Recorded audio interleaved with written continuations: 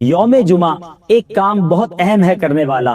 میرے آقا علیہ الصلوۃ والسلام کا فرمان عالی شان ہے، جو جمعہ کے دن، حدیث پاک کا خلاصہ ہے، 200 بار درود پاک پڑھتا ہے، اس کے 200 برس کے گناہ معاف کر دیے جاتے ہیں۔ تو بالخصوص یہاں تاجپور کے اسلامی بھائی بھی اور مدنی چینل کے ناظرین بھی، جمعہ کا دن جب بھی آئے کثرت کے ساتھ درود پاک پڑھنا اپنا معمول بنائیے۔ یہ بھی یاد رہے کہ جمعہ کے دن کی ایک نیکی 70 نیکیوں کے برابر ہے۔ اس دن ڈھونڈ کر نیکیاں کرنی چاہیے، زیادہ سے زیادہ نیکیاں کرنی چاہیے۔ اور یہ بھی یاد رہے، چونکہ اس دن کا شرف، اس دن کی بزرگی، اس دن کا مرتبہ بھی بڑا ہے، تو جمعے کے دن کوئی ایک گناہ کرے اسے 70 گنا عذاب دیا جائے گا، یعنی 70 گنا ملٹیپلائی ہو جاتا ہے گناہ۔ تو ہمیں سوچنا چاہیے، بالخصوص ساری زندگی گناہوں سے بچنا ہے، مگر شب جمعہ اور جمعہ کا دن گناہ نہیں کرنے بلکہ خوب عبادت کرنی ہے۔ الحمدللہ شب جمعہ دعوت اسلامی نے کتنا اچھا مدنی کام میں عطا فرما دیا ہے کہ ہر شب جمعہ ساری دنیا میں دعوت اسلامی کے ہفتہ وار سنت و بڑے اجتماع ہوتے ہیں، وہاں دعائیں بھی مانگی جاتی ہیں، ذکر و اذکار بھی ہوتے ہیں۔ تو وہ رات دعوت اسلامی کے مدنی مرکز میں، اپنے قریبی مدنی مرکز میں گزارنے کی نیت کر لیجئے، اور جمعے کا دن جمعہ کی نماز ادا کیجئے، خوب عبادتیں کیجئے، تلاوت قرآن کیجئے۔ اللہ تعالی ہم سب کو آج کے دن کی برکتیں عطا فرمائے۔ حضرت سیدنا اوس بن اوس رضی اللہ تعالیٰ عنہ سے روایت ہے کہ میں نے نبی پاک علیہ الصلوۃ والسلام کو فرماتے ہوئے سنا، جس کسی نے جمعہ کے دن اچھی طرح غسل کیا اور صبح سویرے بیدار ہو کر مسجد کی طرف پیدل چلا، کسی سواری پر سوار نہ ہوا، امام کے قریب ہو کر بیٹھا اور اس کا جو خطبہ ہے وہ توجہ کے ساتھ سنا اور کوئی لغو بات نہ کی، اس کے ہر قدم پر چلنے پر ایک ایک سال کے روزوں اور نمازوں کا اسے ثواب ملے گا۔ جمعے کے دن کو خاص طور پر اہتمام کے ساتھ گزارنا چاہیے، اس کو یوم عید کہا گیا۔ یہ تمام دنوں کا سردار ہے۔ جمعے کے دن کی اتنی برکتیں ہیں کہ کوئی جمعہ کے دن انتقال کر جائے تو اس کو قبر کے منکر نکیرین کے سوال و جواب سے آسانی اور عذاب قبر سے نجات مل جاتی۔ ہمارے بزرگان دین، ہمارے اسلاف جمعے کے دن ڈھونڈ کر نیکیاں کیا کرتے، مگر آج ہم نارمل طریقے سے جمعہ گزارتے ہیں۔ جمعے کے دن بھی معاذ اللہ گناہوں کا سلسلہ ہوتا ہے۔ یاد رہے، جہاں جمعہ کا دن اس قدر مبارک ہے، وہاں جمعہ کے دن اگر کوئی گناہ کیا جائے تو اس گناہ کو بھی 70 گناہ کاؤنٹ کیا جائے۔ تو کبھی بھی شب جمعہ، جمعرات کی رات، ویسے تو کبھی بھی گناہ نہیں کرنا چاہیے، مگر اسپیشلی جمعرات اور جمعے کو زیادہ احتیاط اور زیادہ نیکیاں کرنے کی عادت ڈالیں۔ یعنی اگر اعلان ہو جائے کہ ہفتے میں ایک دن ایسا ہوگا جو جتنا کمائے گا اس کو 10 گنا کر دیا جائے گا، اس دن کتنا کام کریں گے؟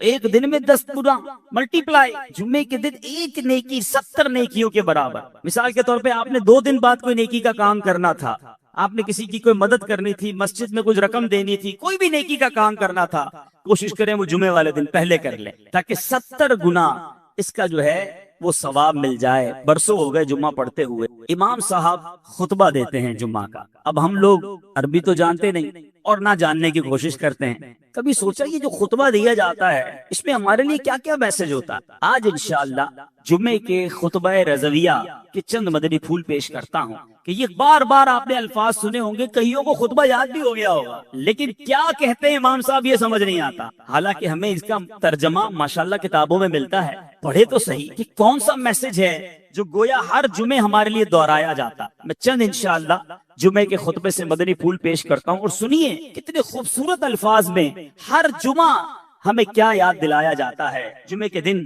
اعلان ہوتا ہے، اوصیکم ونفسی بتقوی اللہ عز وجل فی السر والاعلان۔ خطبہ دینے والا کہتا ہے، وصیت کرتا ہوں تم کو اور اپنے نفس کو پرہیزگاری کی، اللہ عز و جل کے لیے تنہائی اور لوگوں کے سامنے۔ فإن التقوی سنام ذر الایمان، اس لیے کہ پرہیزگاری ایمان کی انتہائی بلندی۔ ہمیں تقوی کا درس دیا جاتا، لوگوں کے سامنے بھی اکیلے میں بھی اللہ سے ڈرنے کی بات کی جا رہی ہے، اور فرمایا گیا کہ پرہیزگاری ایمان کی انتہائی بلندی پر ہے۔ اور آج ہمارا کیا حال، ہم نہ لوگوں کے سامنے گناہوں سے باز آتے، نہ اکیلے میں گناہوں سے باز آتے، نہ لوگوں کے سامنے اللہ سے ڈرتے ہیں، نہ اکیلے میں رب سے۔ ابھی جو مذہبی حلیے والے لوگ ہوتے ہیں وہ لوگوں کے سامنے تو شرم کر لیتے ہیں کہ چلو کوئی دیکھ نہ لے، کسی کو پتہ نہ چل جائے، مگر سوچیے جب اکیلے میں ہوتے ہماری خلوتیں ہوتی ہیں اس وقت ہمارا حال کیا ہوتا۔ آج بڑا بھائی نہ دیکھ لے،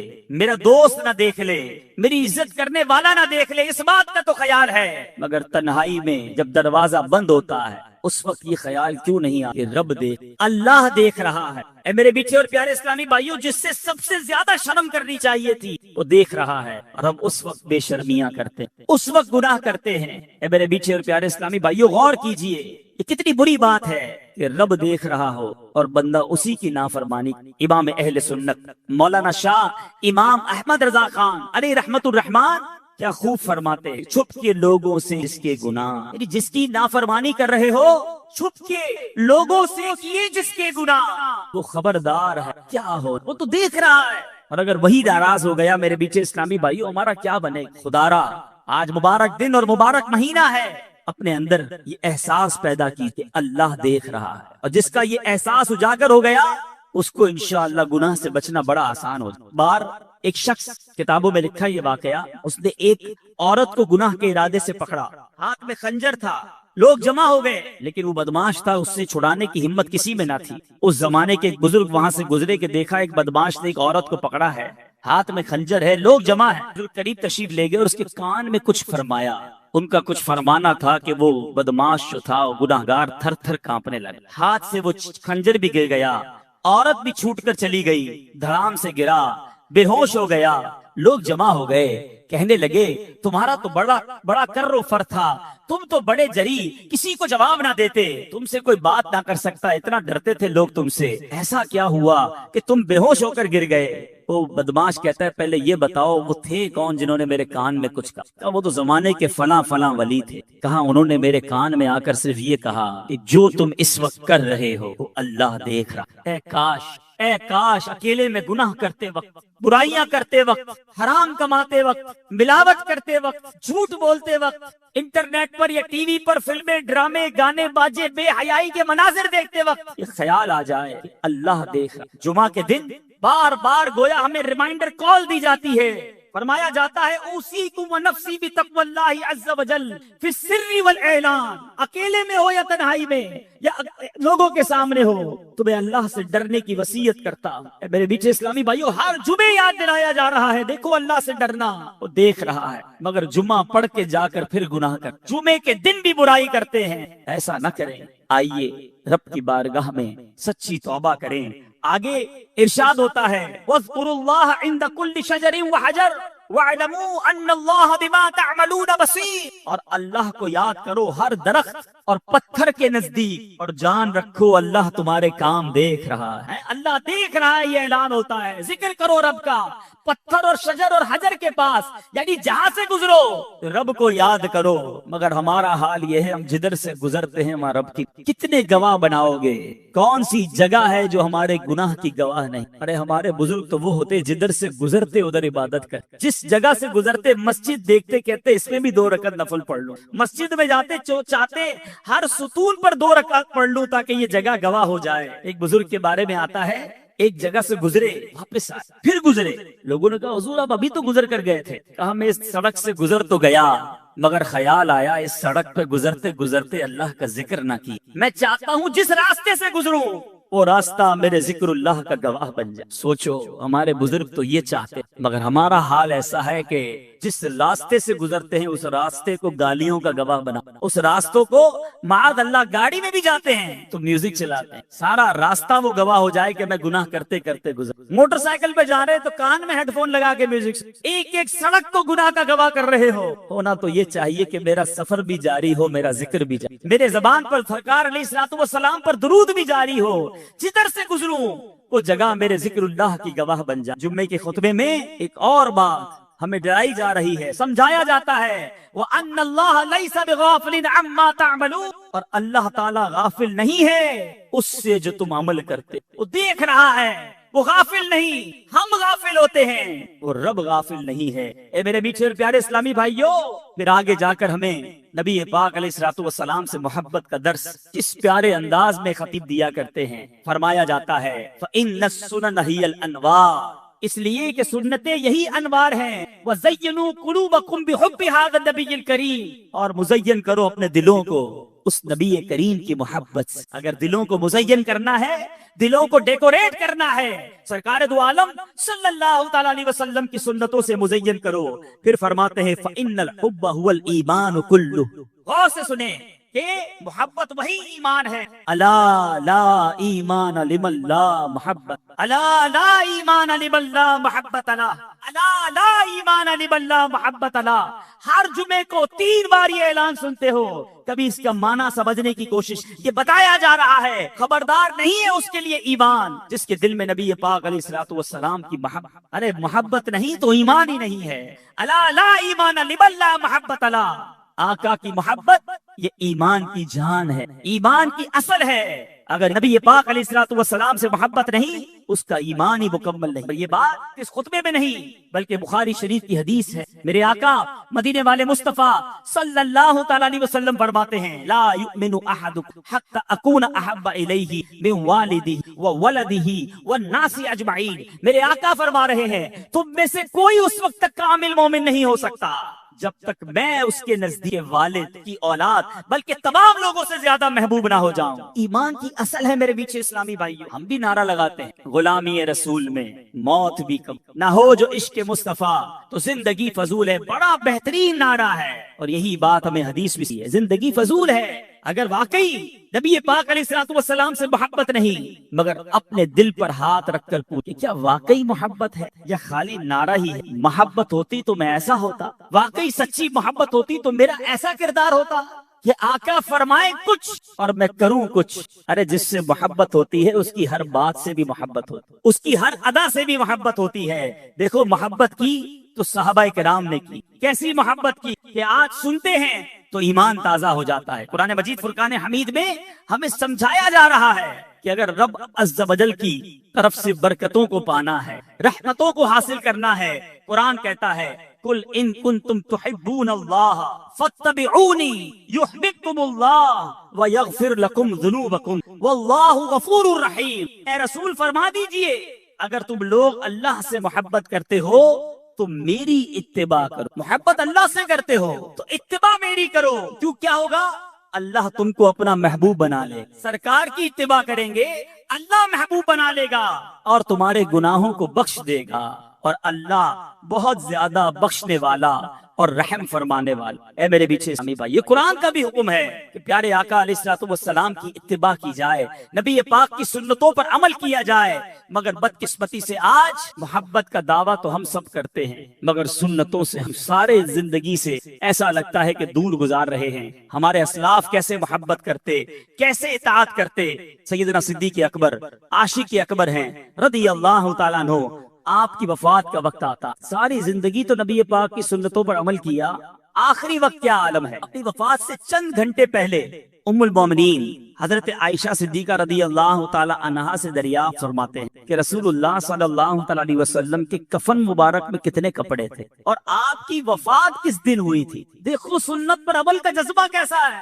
انتقال کے وقت پوچھا جا رہا ہے کہ کفن میں میرے آقا کے کتنے کپڑے تھے، وفات کس دن ہوئی۔ اس سوال کی وجہ یہ تھی کہ ساری زندگی تو نبی پاک کے طریقے پر چلا ہوں، آخری وقت کفن بھی اتنے ہی کپڑوں میں مل جائے اور کاش دن بھی وہ نصیب ہو جائے جو آقا کو نصیب ہو۔ کفن کیسا تھا معلوم کرتے تھے، ہم لباس کیسا ہے وہ نہیں پہنتے۔ سوچیے کیسی محبت ہے۔ الا لا ایمان لمن لا محبت، اس کے لیے ایمان نہیں، کامل ایمان والا وہ نہیں جس کے دل میں نبی پاک علیہ الصلوۃ والسلام کی محبت نہیں۔ اے میرے بیٹھے اور پیارے اسلامی بھائیوں، محبت فقط زبانی نعروں کا نام نہیں، ہمارے کردار میں عشق رسول جھلکنا چاہیے، ہماری عادتوں میں نبی پاک علیہ الصلوۃ والسلام کا انداز جھلکنا چاہیے۔ ہمارے اسلاف تو ان سنتوں پر بھی عمل کرتے جس کا حکم نہیں ہوتا تھا، مگر وہ چاہتے سرکار دو عالم صلی اللہ تعالی علیہ وسلم کی ہر ادا کو ادا کیا جائے۔ ایک مرتبہ حضرت ابو ہریرہ رضی اللہ تعالیٰ عنہ کا گزر ایک ایسی جماعت سے ہوا کہ اس کے سامنے کھانے کے لیے ایک بھنی ہوئی مسلم بکری رکھی ہوئی تھی. لوگوں نے آپ کو کھانے کے لیے بلایا, حضور آئیے آپ بھی ہمارے ساتھ کھائیے. حضرت ابو ہریرہ کیا کہتے ہیں, نبی پاک علیہ الصلوۃ والسلام جب دنیا سے تشریف لے گئے, میرے آقا نے زندگی بھر کبھی جو کی روٹی بھی پیٹ بھر کر نہ کھائی. میں بھلا ان لذیذ اور پرتکلف کھانوں سے کیسے اپنے دل کو بہلا سکتا. نبی پاک علیہ الصلوۃ والسلام کی ایسی یاد تھی ان کے دلوں میں. اے میرے پیچھے اسلامی بھائی, اور آج ہمارا کیا حال ہے, منقول ہے حضرت عباس رضی اللہ تعالیٰ عنہ کا مکان مسجد نبوی سے ملا ہوا تھا, اور اس مکان پر پرنالہ تھا, اور بارش کی وجہ سے آنے والے نمازیوں کے اوپر وہ پانی گرتا تھا.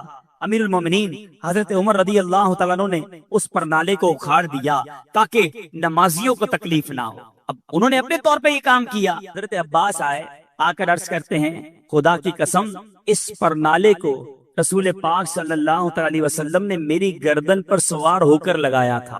آقا نے اپنے ہاتھوں سے لگایا تھا, حالانکہ امیر المومنین ہیں. امیر المومنین حضرت عمر فاروق رضی اللہ تعالیٰ عنہ, جب پتا چلا کہ یہ پرنالہ آقا نے لگایا تھا, حضرت امیر المومنین رضی اللہ تعالیٰ عنہ کہتے ہیں, اے عباس مجھے معلوم نہ, اب میں آپ کو حکم دیتا ہوں, آپ میری گردن پر سوار ہو کر اس پرنالے کو واپس لگا. جو چیز آقا نے کی میں کیسے اس کو ختم کر دوں, اس قدر محبت. مگر آج جو کام نبی پاک علیہ الصلوۃ والسلام نے ہمیں بتائے, ہم نے وہ ختم کرنا شروع. سرکار دو عالم صلی اللہ تعالیٰ علیہ وسلم فرمائے, نماز پڑھو میری آنکھوں کی ٹھنڈک ہے. آج جمعے کی نماز میں مسجد فل ہے, آج ہی عصر کی نماز میں کیا ہو جائے؟ کیا جمعے کے بعد آنے والی عصر فرض نہیں؟ کیا آج فجر کی نماز جو تھی وہ ہم پر فرض نہیں؟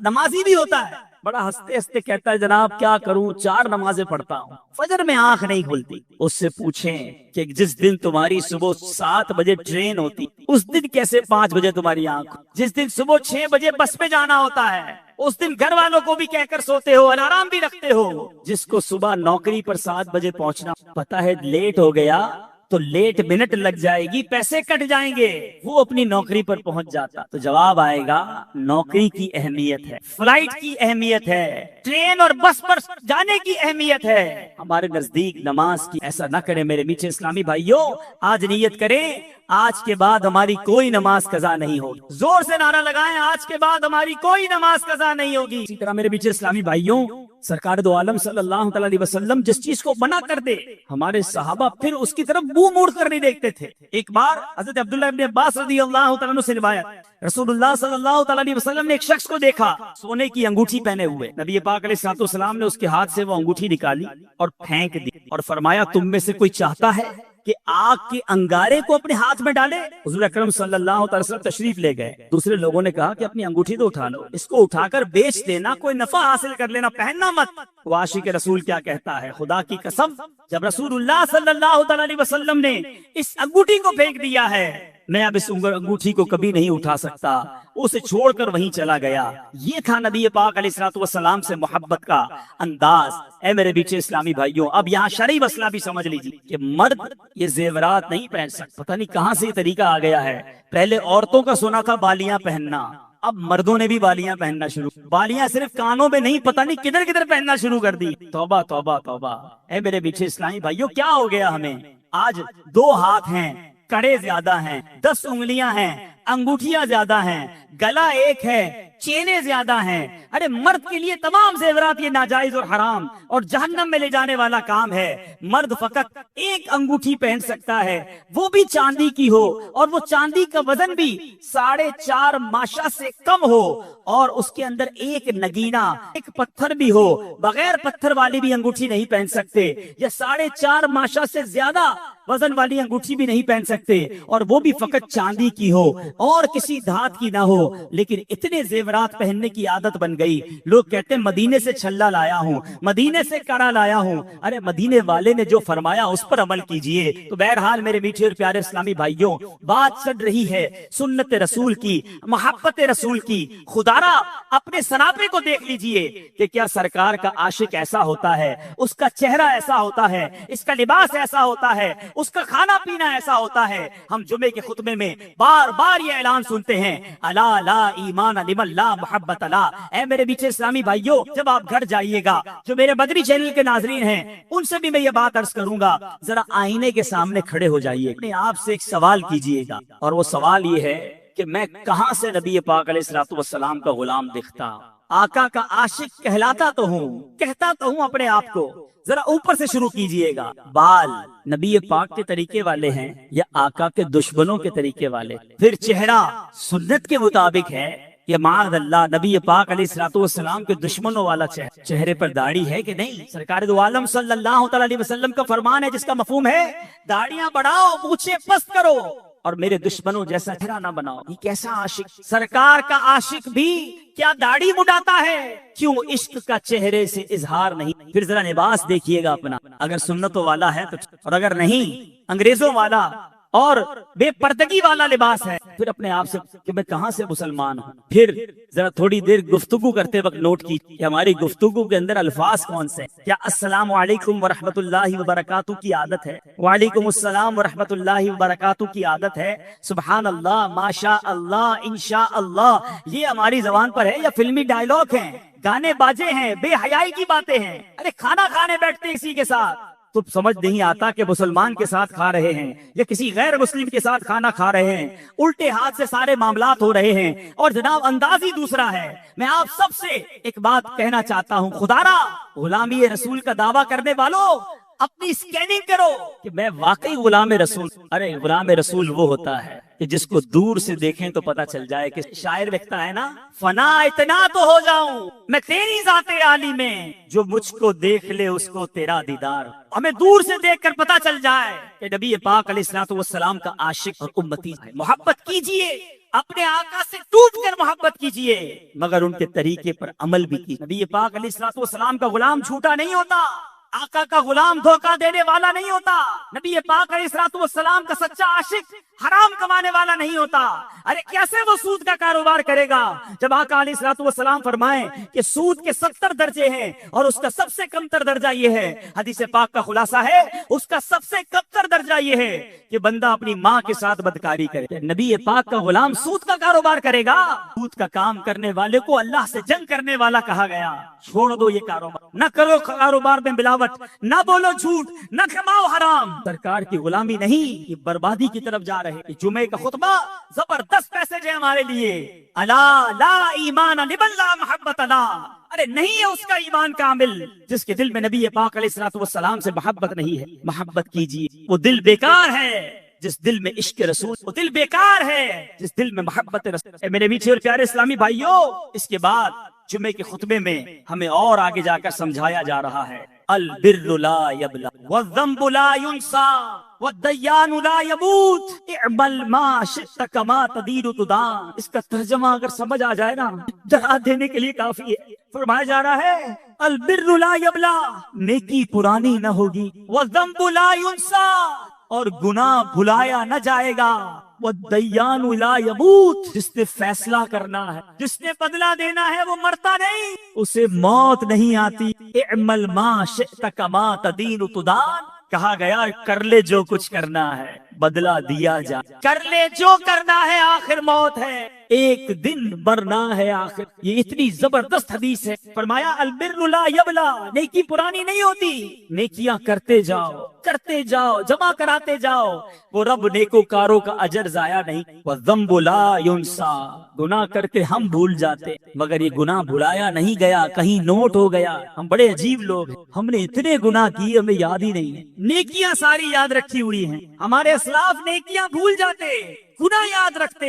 آج ہمیں یہ بھی یاد ہے کہ 15 سال پہلے مدینے گیا، 10 سال پہلے میں نے مسجد کو پیسے دیے تھے، 5 سال پہلے فلاں غریب کی شادی کروائی تھی۔ اسی کے ساتھ 10-15 منٹ بیٹھو، اپنی 15 سال کی نیکیاں گنوا دیتا ہے۔ اس سے پوچھیں جناب کل جھوٹ بولا تھا یاد ہے؟ 15 سال پرانی نیکی یاد رکھ کے گنوائی جا رہے ہو، کل جھوٹ بولا تھا، آج صبح تم سے بدنگاہی ہو گئی تھی، تھوڑی دیر پہلے آپ نے غیبت کی تھی، وہ یاد ہے؟ کیسے لوگ ہیں ہم گناہ کری جا رہے ہیں، بھولی جا رہے ہیں، مگر والذنب لا ينسى، گناہ بھلایا نہیں جائے گا، والدیان لا يموت، میں مر جاؤں گا، مگر جس نے فیصلہ کرنا ہے، جس نے حکم سنانا ہے، اسے موت نہیں آنی۔ اگر گناہوں پر پکڑ ہوئی ہم کہاں جائیں گے؟ اسی جمعے کے خطبے میں قرآن پاک کی ایک آیت ہر جمعے کو یاد دلائی جاتی ہے۔ فرمایا گیا فَمَن يَعْمَلْ مِثْقَالَ ذَرَّةٍ خَيْرًا يَرَهُ وَمَن يَعْمَلْ مِثْقَالَ ذَرَّةٍ شَرًّا يَرَهُ۔ ترجمہ کنزُل ایمان، تو جو ایک ذرہ بھر بلائی کرے اسے دیکھے گا اور جو ایک ذرہ بھر برائی کرے اسے دیکھے گا۔ اے نیکیاں کرنے والوں تمہیں مبارک ہو، اے نمازیں پڑھنے والوں تمہیں مبارک ہو، اے روزے رکھنے والوں، اے ذکر کرنے والوں، اے حلال کمانے والوں، اے نیکی کی دعوت دینے والوں، اے اللہ کی رضا کے کام کرنے والوں تمہیں مبارک ہو۔ قرآن اعلان کر رہا ہے جو ذرہ بھر بھلائی کرے گا اسے دیکھے گا۔ اور اے نمازیں قضا کرنے والوں، اے حرام بولنے والوں، اے حرام دیکھنے والوں، اے چھپ چھپ کر گناہ کرنے والوں، اے مسلمانوں کے مال دبانے والوں، اے اپنے ماں باپ کو ستانے والوں، اے حرام روزی کمانے والوں، اے جھوٹ بولنے والوں، غیبت کرنے والوں، بے حیا عورتوں سے دوستیاں کرنے والوں، سنو قرآن کہتا ہے جو ذرہ بھر برائی کرے گا وہ دیکھے گا۔ قیامت کے دن اگر ہماری برائیاں ہمارے سامنے کر دی گئی اور کہا گیا پڑھو، کہاں جائے؟ میرے میٹھے اسلامی بھائیوں، قرآن میں جا بجا یہ حکم موجود ہے کہ قیامت کے دن نامہ اعمال ہاتھ میں دیا جائے گا۔ خوشخبری ہے ان کے لیے کہ جن کے سیدھے ہاتھوں میں نامہ اعمال دیا جائے گا، مگر قرآن ہی کہتا ہے کہ بد نصیب ہوں گے چند لوگ وہ جن کی پیٹھ توڑ کر ان کے بائیں ہاتھ میں ان کا نامہ اعمال دے دیا جائے گا۔ کہا جائے گا اپنا اعمال نامہ پڑھ کر سناؤ، ذرا سوچو تو صحیح ہمارے اعمال نامے میں کیا کیا ہے۔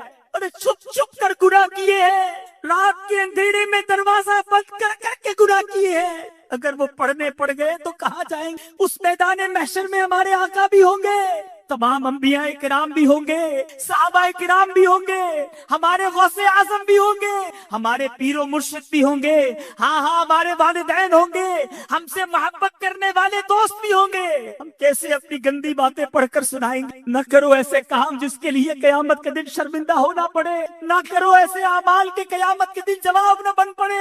نیکیاں جمع کر لو، ہم سب نے دنیا سے جانا ہے۔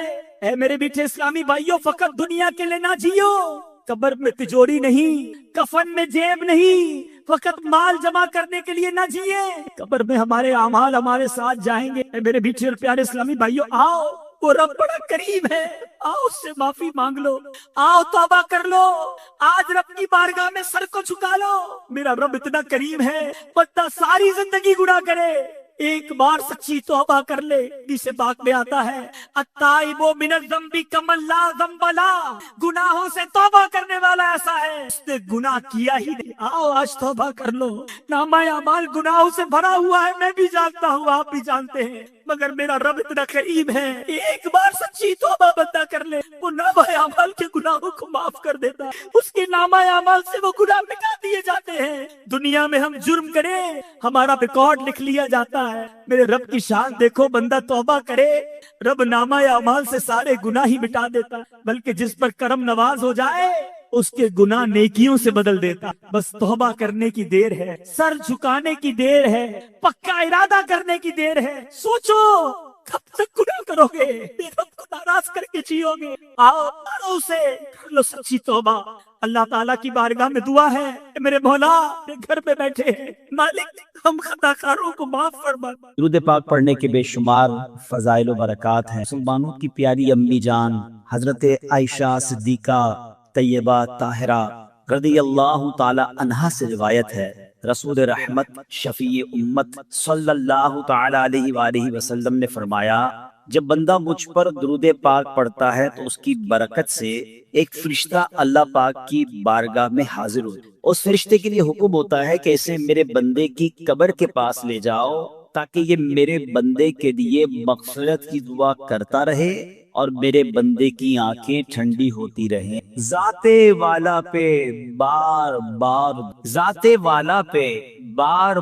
درود، بار بار اور بے شمار درود، قبر میں خوب کام آتی ہے، بے قصوں کی ہے یار غار درود۔ صلو علی الحبیب صلی اللہ تعالی علی محمد صلی اللہ علیہ۔ اللہ والے زخمی حالت میں نماز پڑھے، آج سر میں درد ہو تو بندہ کہتا ہے یار اب کل سے نماز پڑھا، آج تھوڑی طبیعت ٹھیک نہیں ہے اس لیے مسجد میں نہیں گیا۔ نماز کو اتنا ہلکا جانتے ہو کہ تمہاری سر میں درد ہو تو نماز چلی جائے ہے؟ سر میں درد ہوا تو کوئی دوپہر کا کھانا چھوڑا؟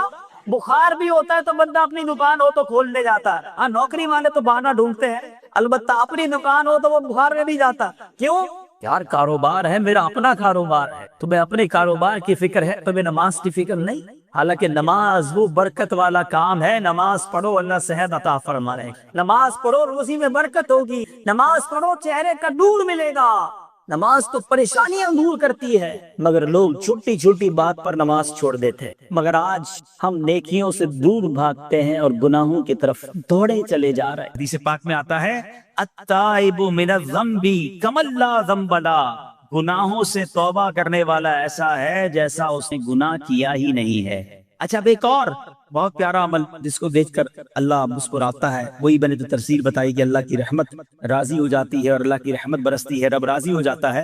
نبی پاک علیہ الصلوۃ والسلام نے فرمایا 3 بندے ہیں اللہ پاک انہیں دیکھ کر مسکراتا اور کیا ہوتا ہے، فرمایا اور بہت خوش ہوتا ہے. اب وہ 3 بندے کون سے ہیں چیک کر لیں ہم ان میں ہیں کہ نہیں. فرمایا نمبر 1 وہ بندہ جو رات کو اٹھے، بستر چھوڑے، اچھی طرح وضو کرے، پھر نماز پڑھنے کھڑا ہو جائے، اسے دیکھ کر اللہ پاک فرشتوں سے فرماتا ہے اے فرشتوں بتاؤ میرے بندے کو نیکی پر کس نے اکسایا ہے. فرشتے عرض کرتے ہیں مولا تو بہتر جانتا ہے. اللہ پاک فرماتا ہے ہاں میں جانتا ہوں مگر تم مجھے بتاؤ. فرشتے عرض کرتے ہیں اے مالک کریم تو نے اسے ایک چیز یعنی جہنم کا خوف دیا ہے، یہ اس سے ڈرتا ہے. اے اللہ تو نے ان کو ایک چیز جنت کی امید دلائی ہے، یہ اس کی امید رکھتا ہے. اے اللہ یہی خوف اور امید ہے جس نے اسے رات کی نیند قربان کر کے تیرے حضور کھڑے ہونے پر ابھارا ہے. اب اللہ پاک فرماتا ہے اے فرشتوں گواہ ہو جاؤ یہ جس چیز سے ڈرتا ہے یعنی جہنم سے ڈرتا ہے، میں نے اپنے اس بندے کو اس سے امن بخشا، اور جس کی امید رکھتا ہے یعنی جنت کی میں نے جنت اس پر واجب کر دی. رات اٹھ کر جب دنیا سوئی ہو بندہ اٹھ کر تہجد کی نماز ادا کرے، اللہ کی بارگاہ میں آنسو بہائے، اللہ فرشتوں کے سامنے گویا فخر فرماتا. دوسرے نمبر پر سنو فرمایا دوسرا وہ شخص جو حق و باطل کی لڑائی میں شریک ہوا، ثابت قدم رہا یہاں تک کہ شہید ہو گیا، یا اللہ پاک نے اسے فتح عطا فرمائی. اللہ اس بندے کو دیکھ کر بھی مسکراتا ہے. جہاد کرنے والے مجاہدین یا تو شہید ہو جائیں یا غازی ہو کر لوٹے اللہ کی رضا کے لیے، اللہ کی رحمت ان پر بھی چھما چھم برستی ہے. اور تیسرے نمبر پر فرمایا تیسرا وہ بندہ جو رات کو سفر کرتا ہے، یہاں تک کہ رات کے آخری حصے میں جب کہیں ٹھہرتا ہے تو اس کے ساتھ والے سو جاتے ہیں مگر وہ کھڑا ہو کر نماز پڑھنے لگتا ہے، اس بندے کو دیکھ کر بھی اللہ پاک مسکراتا ہے. اجتماعی عبادت کے بڑے فائدے ہیں. اجتماع میں آنا، محفل میں آنا، دعا میں شرکت کرنا بہت اچھی بات، مگر اپنی عادت ایسے بھی بنائیں کہ کچھ عبادتیں ایسی کریں کہ میں جانوں اور رب جانے. یہ جو رات اٹھ کر دعا کا لطف ہے، رات اٹھ کر جو نماز پڑھنے کا لطف ہے، جب ساری دنیا سو رہی ہے اور بندہ اپنے رب کی بارگاہ میں آتا. علماء کہتے ہیں دن کے نوافل کے مقابلے میں رات کے نوافل افضل ہے، کیونکہ رات سکون ہوتا ہے، رات رکعت قلبی ملتی ہے. سبحان اللہ، رحمت الہی چھما چھم برستی ہے. ہمیں کیا کرنا ہے کہ رات تہجد کی نماز کی عادت ڈالے. رمضان میں بن گئی تھی نا، سحری کے لیے اٹھتے تھے تو لوگ تہجد پڑھتے تھے. اللہ کرے کہ یہ عادت بن جائے. کبھی کبھی اگر ہر روز نہیں ہو سکتا کم از کم کبھی کبھی کریں. اچھا اگر ایسی کوئی عبادت ہو بھی جائے نا تو پھر سب کو بتائیں نا کہ رات اٹھا تھا تو جناب دعائیں بھی کی تو آنسو بھی بہائے. نہیں، کبھی کبھی ایسا کیا کرو کہ میں جانوں اور رب جانے، اللہ سے باتیں کیا. پہلے اسلامی بھائیوں کچھ دنوں پہلے ہی کی بات ہے، ایک شور اٹھا کہ ماہ رمضان کا چاند نظر آ گیا، اور جیسے ہی رمضان آیا مسجدوں کی رونقیں بڑھ گئیں، نمازیوں کی تعداد بڑھ گئی. ایک عجب سما تھا سحری کا، ایک روحانی منظر تھا افطار کا. نوجوان، بوڑھے، بچے، اسلامی بہنیں سبھی عبادت میں مشغول ہو گئی. دیکھتے ہی دیکھتے عشرہ رحمت گیا، عشرہ مغفرت آیا، وہ بھی جدا ہوا. ہمیں لگا کہ ہم عشرہ رحمت اور عشرہ مغفرت میں ویسی عبادت نہیں کر سکے، اب آخری عشرے میں خوب عبادت کر لیں گے، طاق راتیں بھی ہیں، مگر غفلت میں وہ آخری عشرہ بھی گزار دیا. رمضان ہمیں تڑپا کر، بہاریں لٹا کر، برکتیں عطا کر کے ہم سے اب جدا ہو چکا ہے. اب رمضان یقیناً اگلے سال بھی آئے گا، مگر یہ نہیں پتا کہ ہم رمضان میں ہوں گے یا نہیں. ہمیں یہ بھی نہیں معلوم ہماری مغفرت ہوئی کہ نہیں. ہم رب کریم سے دعا کرتے ہیں کہ اللہ جن لوگوں نے تجھے راضی کیا ان کا واسطہ ہم سے راضی ہو جا، کہ رمضان وہ مہینہ ہے من قام رمضان ایمانا و احتسابا غفر له ما تقدم من ذنبه، یعنی جو ایمان کے ساتھ ثواب کمانے کے لیے رمضان المبارک کے روزے رکھے اس کے پچھلے گناہ معاف کر دیے جاتے۔ اور اب شوال کا مہینہ آیا نا، حدیث پاک میں ہے کہ جس نے رمضان کے روزے رکھے پھر 6 دن شوال میں روزے رکھے تو گناہوں سے ایسا پاک ہو جاتا ہے جیسا کہ ماں کے پیٹ سے آج ہی پیدا ہو۔ تو وہ روحانیت کی وہ برکت جاری رکھنی ہے۔ ابھی جو روزے بھی رکھنے ہیں نا انشاءاللہ، نفلی روزے رکھیں گے، 6 روزے رکھ لیں گے تو انشاءاللہ یہ برکت بھی حاصل۔ ہمیں کوشش یہ کرنی چاہیے کہ ہمیں ماہ رمضان کے بعد اب یہ 6 دن شوال کے، ضروری کہ ایک ساتھ رکھیں، شوال کے پورے مہینے میں رکھ لیں۔ رمضان سے پہلے بھی حرام روزی تھی، رمضان گزارنے کے بعد دوبارہ شوال سے وہی حرام روزی شروع ہو گئی ہے، تو پھر اس کا مطلب رحمت کی بارش میں وہ نہایا نہیں ہے، اس کی زندگی میں کوئی بدلاؤ آیا نہیں ہے۔ رمضان تو بدلنے آیا تھا، ایک نئی زندگی دینے آیا، لیکن دیکھنا یہ ہے کہ کیا ہمیں وہ نئی زندگی ملی یا ہم پھر اسی پرانی روٹین پر، وہی گناہوں بری عادتیں، وہی بری عادتیں، وہی نگاہوں کے گناہ، وہی زبان کے گناہ، وہی کانوں کے گناہ، یہ غور کرنا ہے۔ اتنا بڑا انعام ملنے کے بعد بندے کو بدلنا چاہیے۔ مہینہ بندہ کہتا ہے نا، کسی بیماری سے نکل کر آتا ہے تو بندہ کہتا ہے نہیں یار اب یہ کام نہیں کرنے، بیماری کے بعد مجھے پتا چلا کہ کتنا مشکل ہے، میں نے یہ والے کھانے نہیں کھانے، میں نے یہ والے، کسی بھی جگہ ایک مہینہ کوئی گزار لے، چاہے وہ ہاسپٹل میں گزار لے، چاہے کسی اچھی صحبت میں گزار لے، چاہے کہیں اچھے کہتے ہیں نا انسٹیٹیوٹ میں گزار لے، اس کی زندگی میں خوب بڑا امپیکٹ آ جاتا ہے، زندگی بدل جاتی ہے۔ ہمیں تو پورا مہینہ رحمت کے سمندر میں رکھا گیا تھا، رحمت کی بارش میں رکھا گیا تھا، صبح بھی رحمت، شام بھی رحمت، افطار بھی رحمت، سحری بھی رحمت، دعائیں قبول ہو رہی تھی، راتوں کو ایک عجب رونق تھی، ماشاءاللہ ہزاروں لاکھوں عاشقان رسول نے، بلکہ آل اوور دی ورلڈ دیکھے تو شاید کروڑوں لوگوں نے اعتکاف کیا۔ اب اعتکاف کرنے کے بعد بھی نہ بدلا، مسجد میں آنے جانے کے بعد بھی نہ بدلا میں، اور پھر ویسے ہی ہو گیا، پھر قصور کس کا ہے؟ قصور میرا ہوا۔ یاد رکھیے قصور بارش کا نہیں ہوتا، زمین کا ہوتا ہے۔ رحمت کی بارش تو برسی، جو زمین نرم تھی اس نے پھول اگا دیے، جو زمین زرخیز تھی اس نے کھیت اگا دیے، اور جب پہلے ہی گندگی تھی تو بارش کی وجہ سے وہاں کیچڑ ہو جاتا۔ اس کی نمازیں، اس کے روزے، اس کی آنسو، اس کی دعائیں، اس کے سجدے، اس کے صدقے، اس کی خیرات، اس کے چہرے پر جو داڑھی سج گئی، سر پر جو امامے آ گئے، بہنوں نے جو پردے کی نیت کر لی، وہ آیا ہے بستی اجاڑنے، وہ آیا ہے ہم سے سب کچھ۔ اب عقل مند وہ ہے جو شیطان کی باتوں میں نہ آئے، رحمان عز و جل کے رحمت کے سائے میں چھپ جائے، مسجدوں میں آتا رہے، نمازوں کی پابندی کرتا رہے، سنتوں پر عمل کرتا رہے، جی اگر چاہے بھی برائی کی طرف تو ان بری محفلوں کی طرف نہ جائے۔ آج میں آپ کو ایک بڑی صورت یہ سمجھے حدیثیں سنانے آیا ہوں۔ جب میں اس بیان کو تیار کر رہا تھا تو کہتے نا کہ بیان تیار کرتے کرتے چہرے پہ مسکراہٹ آ رہی تھی۔ آج وہ حدیثیں ہیں کہ جب بندہ یہ عمل کرتا ہے، کچھ اعمال بتاؤں گا، کچھ حدیثوں میں ایسے اعمال بتائے گے کہ بندہ جب یہ عمل کرتا ہے تو رب مسکراتا ہے۔ عمل تو بعد میں سنیں گے، یہ فضیلت سن کے کیسی مزہ آ رہا ہے۔ اللہ مسکراتا ہے اپنے اس بندے کو دیکھ کر جو یہ عمل کرتا ہے۔ ہاں ایک وضاحت کر دوں کہ یقیناً اس کا مسکرانا ایسا نہیں ہے جیسے ہمارا مسکرانا ہے۔ اللہ پاک جسم اور جسم کے لوازمات سے پاک ہے، اس کی شان بہت اونچی ہے، مگر احادیث میں جب جہاں جائے لفظ آیا نا کہ رب مسکراتا ہے تو اس کا مطلب یہ کہ اللہ بندے کے اس کام سے بہت راضی ہو جاتا ہے، اس پر رحمت نازل۔ سبحان اللہ۔ میں سوچ رہا تھا یہاں تک بتانے کے بعد آپ کو یہ کہہ دوں نا، اب جو بھی کام بتانا ہے وہ کرنا شروع کر دیں گے انشاءاللہ۔ بغیر بتائے بتا دوں کہ بھائی اب یہ کام میں رب راضی ہو جائے گا۔ رب کا مسکرانا لفظ کیسا ہے جس کو کہہ رہے دل کی کڑیاں کھل اٹھے کہ زندگی میں میں کوئی کام ایسا کر لوں، کوئی ایک کام ایسا کر لوں کہ اللہ میری طرف دیکھ کر مسکرا دے، یعنی اس کی رحمت مسکرائے اور اس کی طرف سے رحمتیں نازل ہو جائیں، وہ مجھ سے راضی ہو جائے، تو یہی زندگی کا حاصل ہے نا۔ سبحان اللہ۔ تو یہ آئیے آج مدری چل کے ناظرین آپ بھی اٹینشن ہو جائیں کہ وہ کام کون سے ہیں جس کو دیکھ کر رب کی رحمت ایسی راضی ہو جاتی ہے، رب اتنا راضی ہو جاتا ہے۔ سبحان اللہ سبحان اللہ۔ تو آئیے ایک پہلی حدیث سن، نبی پاک علیہ السلام فرماتے ہیں اذا ضحک ربک الی عبد فی الدنیا فلا حساب علیہ، جب تمہارا رب دنیا میں کسی بندے کو دیکھ کر مسکرائے تو روز قیامت اس سے حساب نہیں لیا جائے۔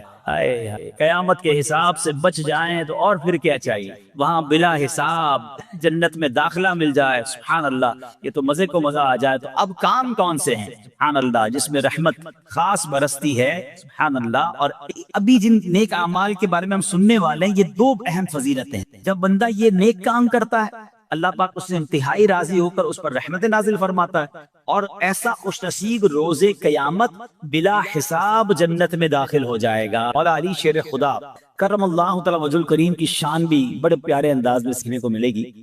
حضرت علی بن ربیعہ رحمت اللہ تعالی فرماتے ہیں، ایک مرتبہ مسلمانوں کے چوتھے خلیفہ حضرت علی المرتضی شیر خدا کرم اللہ تعالی وجہ الکریم سواری پر سوار ہوئے، مجھے اپنے پیچھے بٹھا اور حرا نامی علاقے کی طرف چل رہے تھے، چل پڑے۔